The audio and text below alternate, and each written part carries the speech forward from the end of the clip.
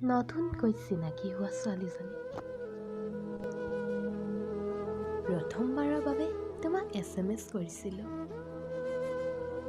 তুমি ৰিপ্লাই কৰিছিলা। কথা বতৰা আৰম্ভ হৈছিল। চিনা পৰিচয় হৈছিল ইজনে সিজনৰ লগত।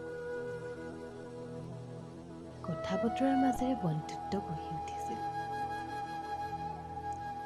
নাম আৰু ঠিকনাৰ বাহিৰে বৰ বেছি নাজানো তোমাৰ বিষয়ে। প্ৰায় কথা পতা হয় তোমাৰ লগত। কেতিয়াবা এটা SMS কৰিবা বুলি অপেক্ষা কৰোঁ। মিচিকীয়া হাঁহি এটি ভাহি আহে যেতিয়া মোবাইলৰ স্ক্ৰীণত তোমাৰ নামৰ SMSটো ভাহি আহে।